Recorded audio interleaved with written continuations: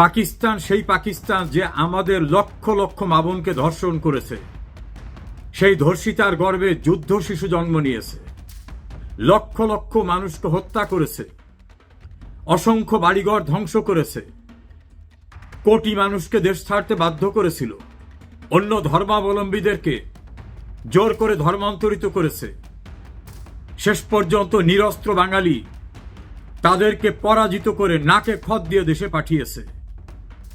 এই ঘৃণিত দেশের লোক আসার পর যারা উচ্ছ্বসিত হন তাদেরকে আমরা কি বলতে পারি? পাকিস্তানে রেখে যাওয়া আত্মা, এছাড়া আর কিছু বলার নেই। তবে মুক্তিযুদ্ধের চেতনার বাংলাদেশ, ৩০ লক্ষ শহীদের ত্যাগের বিনিময়ে, ২ লক্ষ মা বোনের সম্ভ্রমের বিনিময়ে অর্জিত বাংলাদেশে এই পাকিস্তানি নরঘাতকরা কোনোদিন তাদের উদ্দেশ্য সফল করতে পারবে না। পাকিস্তানের একটি পত্রিকায় নিউজ করেছিল যে আবার কনফেডারেশন হতে পারে, ৫৪ বছর পূর্বের সম্পর্ক রেস্টোর হতে পারে। তা কোনোদিন সম্ভব না। পাকিস্তান নিজের তহবিল শূন্য, নিজের দেশ অস্থিতিশীল, অনেক প্রভিন্স স্বাধীন হওয়ার জন্য চেষ্টা করতেছে। দেশটা চালাচ্ছে সেনাবাহিনী, বিচার বিভাগ, প্রশাসন সবই সেনাবাহিনীর নিয়ন্ত্রণে। গণতন্ত্রের সিটে ফাটাও যেখানে নাই।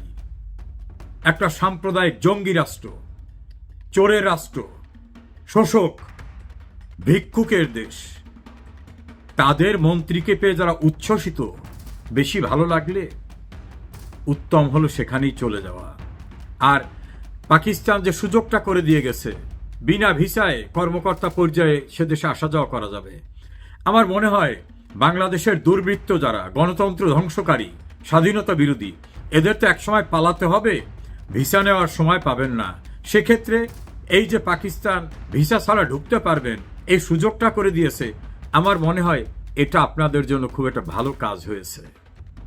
পাকিস্তান হচ্ছে জন্মই যার আজন্ম পাপ ছিল, এবং ধ্বংসের জন্যই যে দেশের জন্ম হয়েছিল সেটার নাম পাকিস্তান। সম্প্রতি বাংলাদেশ সফর করে গেছেন পাকিস্তানের পররাষ্ট্রমন্ত্রী, তিনি আবার উপপ্রধানমন্ত্রীও বটে। তার সফরকে ঘিরে কিছু কিছু মানুষের ভিতরে সাংঘাতিকভাবে উচ্ছ্বাস দেখা গেছে। এই উচ্ছ্বাস দেশের স্বার্থে কিছু না, পাকিস্তানপন্থী চিন্তা চেতনায় যারা বিশ্বাস করে উচ্ছ্বসিত তারাই বেশি হয়েছিলেন। এই পাকিস্তানের উপপ্রধানমন্ত্রী তথা পররাষ্ট্রমন্ত্রী বাংলাদেশ সফরে বাংলাদেশ কি পেয়েছে? শুধুমাত্র কর্মকর্তা পর্যায়ে ভিসা ফ্রি যাতায়াতের সুযোগ সুবিধাটা, এটা। তা বাংলাদেশে আমি জানি না কারা পাকিস্তান যাওয়ার জন্য উদ্বেগ উৎকণ্ঠার সঙ্গে থাকে। মহান মুক্তিযুদ্ধের পরাজিত শক্তি এবং যারা আমাদের লক্ষ লক্ষ মা বোনের সম্ভ্রম নিয়েছে, ৩০ লক্ষ মানুষকে নির্মমভাবে হত্যা করেছে, শহর নগর বন্দর ধ্বংস করেছিল, এবং তৎকালীন পূর্ব পাকিস্তান অর্থাৎ বাংলাদেশের যে সম্পদ রয়েছে পশ্চিম পাকিস্তানে, এখন যেটা পাকিস্তান, সেই সম্পদ তারা ফেরত দেয়নি। যে যুদ্ধ অপরাধীদের তারা নিয়ে গেছিল এবং বিচার করার কথা বলেছিল, তাদের বিচারও হয় নাই। আনুষ্ঠানিকভাবে রাষ্ট্রীয়ভাবে তারা ক্ষমা প্রার্থনা করেনি। বাংলাদেশের ভিতরে আটকে পড়া পাকিস্তানিদের তারা ফেরত নেয়নি। এত কিছু সত্ত্বেও কিছু কিছু দলকে খুব উচ্ছ্বসিত দেখেছি। জামাত ইসলাম যখন তার সঙ্গে দেখা করতে গেছে, জামাতের নায়েবে আমির এমনভাবে হাতটা ধরেছেন যেন হাতটা আর ছাড়তেছেন না। মনে হয় যে কি অকল্পনীয় একটা অফুরান শান্তি সেখানে পেয়েছেন, শক্তি পেয়েছেন। তারপর দেখলাম বিএনপির মহাসচিব মির্জা ফখরুল ইসলাম আলমগীর, তাকেও খুব উচ্ছ্বসিত মনে হয়েছে। এনসিপির সবাইকে তো একেবারে লাইন দিয়ে ছবি তোলার ভিতর থেকে গদগদ অবস্থা। বিএনপির চেয়ারপারসন বেগম খালেদা জিয়ার সঙ্গে তিনি এখন শারীরিকভাবে অসুস্থ, তার সঙ্গে মোলাকাত করতেছেন, সেখানে মনে হয় স্বস্তি। জামাতের আমিরকে দেখতে গেলেন তিনি, সেখানে মনে হলো কি অফুরান হাসি, অকৃত্রিম হাসি। এভাবে যারা পাকিস্তানের সঙ্গে সম্পর্ক ভালো রাখতে চান বা পাকিস্তান যাদের কাছে খুব ঘনিষ্ঠ অথবা ভালো মনে করেন, সেই সব মানুষগুলো খুশি হয়েছেন। কিন্তু পেয়েছে কি বাংলাদেশ? এই পাওয়ার হিসাব নিকাশ মিলালে বাংলাদেশ কিছুই পায় নাই। বরং অভিযোগ আছে বাংলাদেশের অভ্যন্তরে পাকিস্তানের আইএসআই নানাভাবে অনাসৃষ্টি করে বাংলাদেশকে আবার যাতে পূর্ব পাকিস্তানের স্টাইলে ফিরিয়ে নেওয়া যায়, ৭১-এর পরাজিত শক্তিকে আবার যাতে জোরদার করা যায়, এ জাতীয় প্রচেষ্টা তারা পাঠিয়েছেন। কেউ কেউ বলছে পাকিস্তান আমাদের অনেক কিছু দিবে। সেই জন্য আজকে একটা বিষয় আমি আপনাদের সঙ্গে শেয়ার করতে চাই। পাকিস্তানের লোকদের বার্ষিক ভিক্ষাবৃত্তির আয় হচ্ছে $42 বিলিয়ন। $42 বিলিয়ন এক বছরে ভিক্ষা করে তারা আয় করে। আমরা একটু সেই সংক্রান্ত একটা রিপোর্ট আপনাদের দেখাতে চাই।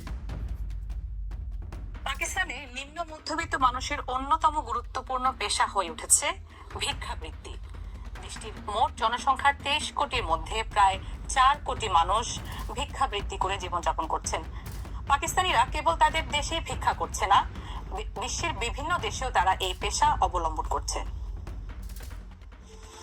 ভিক্ষুকের কারণে বিপাকে পড়েছে পাকিস্তান সরকার, এমনকি বিশ্বব্যাপী ভাবমূর্তি সামলাতে নানা অসুবিধা হচ্ছে দেশটির। পাকিস্তানের সংবাদপত্র ডনের প্রতিবেদন অনুযায়ী দেশটির মোট জনসংখ্যার 3.8 কোটি পেশাদার ভিক্ষুক রয়েছে।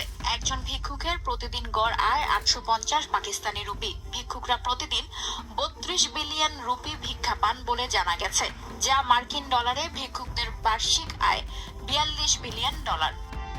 প্রতিবেদনে বলা হয়েছে প্রায় 4 কোটি মানুষ কাজ না করেই বার্ষিক $42 বিলিয়ন আয় করছেন। এটি দেশের বাকি জনসংখ্যার ওপর সরাসরি প্রভাব ফেলছে এবং মুদ্রাস্ফীতি বৃদ্ধির অন্যতম কারণ। পাকিস্তানের বিজনেস অ্যান্ড সোসাইটি সেন্টার বলছে দেশে ভিক্ষাবৃত্তির প্রবণতা বাড়ছে। এর কারণ অন্যান্য অদক্ষ শ্রমের তুলনায় বেশি আয় করছে ভিক্ষুকরা। এক্সপ্রেস ট্রিবিউনের হিসেব অনুযায়ী পাকিস্তানের জনসংখ্যার 2.5 থেকে 11% জীবিকা নির্বাহের জন্য ভিক্ষা করে। প্রায় 12 লাখ শিশু দেশের প্রধান সড়কে ঘুরে বেড়ায়। শুধু দেশেই নয়, বিদেশেও পাকিস্তানি ভিক্ষুক ছেয়ে গেছে। সম্প্রতি পাকিস্তান সরকার বিদেশের রাস্তায় ভিক্ষা করা দেশবাসীর তথ্য সংগ্রহ করেছে। এই তথ্য সংগ্রহের কারণ, বিদেশে ধরা পড়া 90% ভিক্ষুকই পাকিস্তানি বংশোদ্ভূত। ইরাক ও সৌদি রাষ্ট্রদূতরা পাকিস্তান সরকারের কাছে অভিযোগও করেছেন। ধর্মীয় তীর্থযাত্রা এবং ভিক্ষাবৃত্তির আড়ালে সৌদি আরব, ইরাক ও ইরানের মতো দেশে যাওয়া হাজার হাজার ভিক্ষুকের পাসপোর্ট স্থগিত করেছে পাকিস্তান সরকার। অনেক পাকিস্তানি বিভিন্ন ধরনের ভিসায় বিদেশে ভ্রমণে যান, পরে সেখানে ভিক্ষাবৃত্তি তাদের পেশা হয়ে ওঠে। এদের মধ্যে কেউ কেউ চাকরির নাম করে গিয়েছিলেন।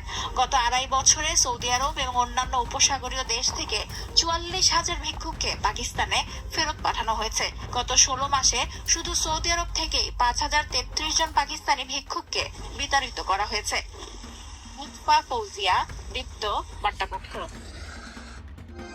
প্রিয় দর্শক শ্রোতা, আপনাদের কাছে নিশ্চয়ই পরিষ্কার হয়েছে, বিদেশে ভিক্ষাবৃত্তির জন্য যাদেরকে ধরা হয় বা চিহ্নিত করা হয় এর 90% হচ্ছে পাকিস্তানের, এবং তাদের বার্ষিক আয় হচ্ছে, আমি যেটা বললাম, $42 বিলিয়ন। তা যারা ভিক্ষা করে জীবন নির্বাহ করে দেশের ভিতরে, দেশের বাইরে এবং অন্য অন্য দেশ ভয়ঙ্কর অবস্থার ভিতরে পড়েছে এই ভিক্ষুকদের উৎপাতে। এবার পাকিস্তানি যাদের পেশাই হচ্ছে এখন ভিক্ষাবৃত্তি, যারা নিজের রাষ্ট্রীয় কোষাগারের সম্পদ বিক্রি করে দিয়েছে, যারা নিজেদের দেশের পোর্ট লিজ দিতে চাচ্ছে, যে পাকিস্তানের ইতিহাসে একটা ডেমোক্রেটিক গভর্নমেন্ট পূর্ণকালীন সময় মেয়াদ অতিক্রম করতে পারেনি, সেই দেশের একজন এসে আমাদের এত খুশি করে গেল। আমরা আর একটি ভিডিও দেখি, যে ভদ্রলোক বাংলাদেশে এসেছিলেন, যাকে নিয়ে আমাদের অনেকেই খুব উচ্ছ্বাস প্রকাশ করেছেন, তার সম্পর্কে বিদেশের অবস্থাটা কি, আমরা সেই বিষয়টা একটু দেখি। যে দেখুন, যে এদেরকে, যিনি বাংলাদেশে এসেছিলেন তাকে একটা এয়ারপোর্টে চোর চোর বলে ও তাকে স্বাগত জানাচ্ছে।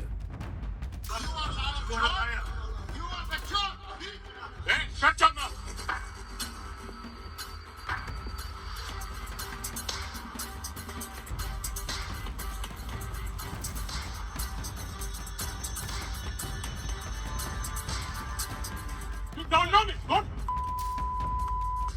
I'm right here.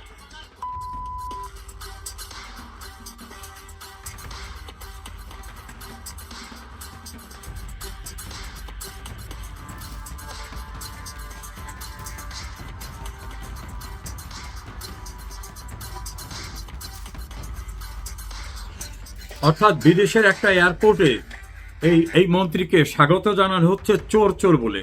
You R থেপ, you আর চোর চোর বলে তাকে স্বাগত জানাচ্ছে।